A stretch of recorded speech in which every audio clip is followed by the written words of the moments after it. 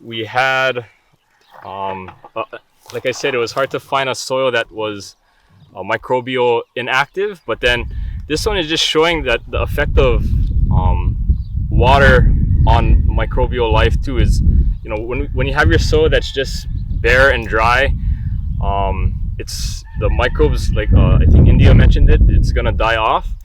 But then as soon as you add that fuel source, add the water, which was added to this one, the microbial life can kick start right again in this 24-hour period. So it does need fuel, but also water to be active. So that's why you don't want your if you do have microbial life, you don't want to leave it dry too fast if you need that activity. But then as soon as you do need it, you can fuel kickstart it off with by adding that fuel source as well as water, just showing it. But yeah, we weren't able to show the pre-amended versus post-amended soil type. So that's what this one was trying to, I guess, mimic, was that one. So this could apply if we were going to rest a field. If you let it dry out, or if you didn't keep a living root in the ground, you might reduce your microbial count, perhaps. Or if you were just kind of cover it with weed mat and not keep it moist underneath.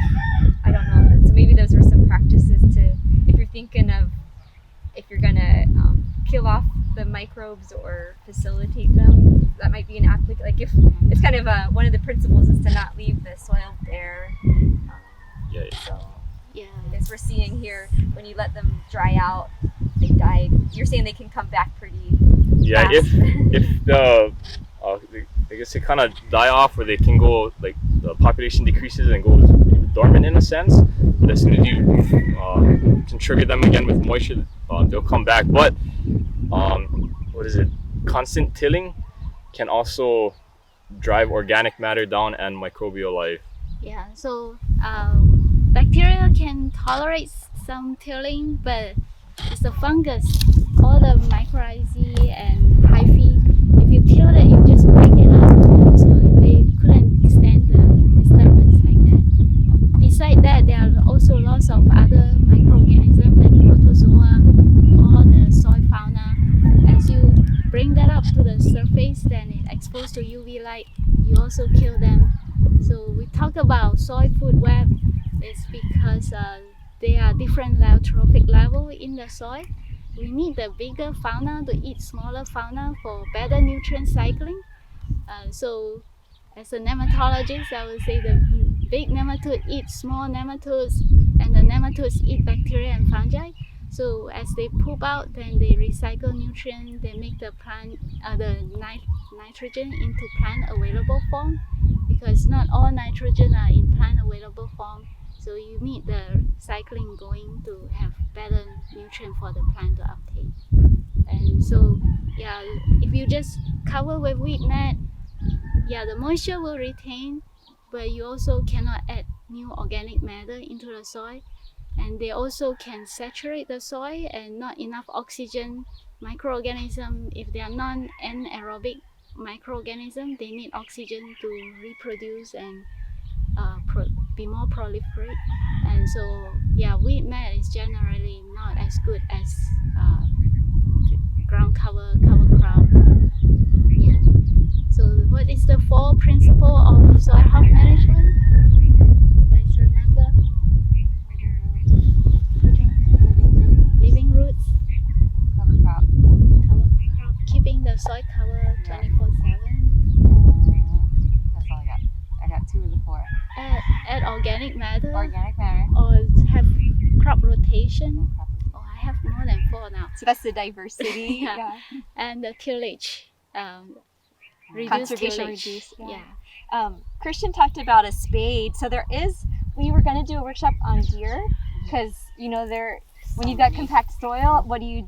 If you're tilling, is that going to be a downward cycle? But there are different ways that you can reduce till or conservation tillage. Yeah.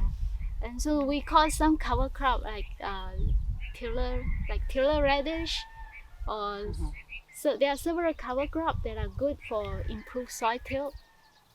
Can you guys guess, besides oil radish. What else can be a Oh, good shoot. soil till? all the roots basically. Yeah, but some has fine root system, like all the grassy weed only have fine roots. Oh no, I mean like Like like a the taproot, tubers, like yeah, a- like potatoes and things like that. Yeah. So among the cover crop, which one? Vetiver grass. Vetiver, yeah, that was very good for soil till. But usually annual is better to handle because you want to terminate that cover crop. So I can just say it. It's like sorghum also have deep taproot system, and so having deep taproot is also good in terms of they can scavenge all the nutrients that leach down, like nitrogen, calcium tends to leach down very deep, and so they can pull it up to the surface, and the nutrient only will become available again if you mow it down, you chop the biomass down.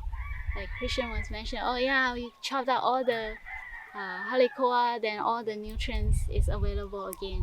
So that was like a bank that they pulled from for a few years, and now they're seeing that they weren't receiving the same benefits. Now they have to start doing their own practice and adding that.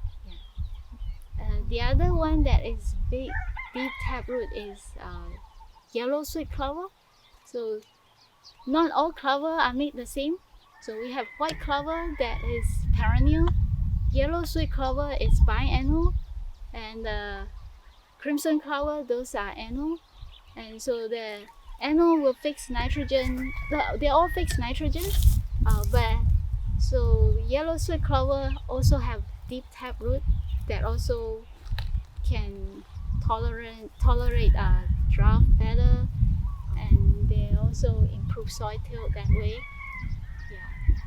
So last week, you know how we used that chart that addressed the resource concern? So there's different ways to look at soil health, and that chart just helped us give a framework. So we looked at if our goal is to reduce compaction and our goal is to increase organic matter, then what Koon-Hui you're sharing is that you might select the certain cover crops to naturally till and break up that soil. So you choose for that soil health goal of improving soil compaction, and you'd also be looking at if I want to increase my organic matter. So you might choose your cover crops with those soil health goals in mind.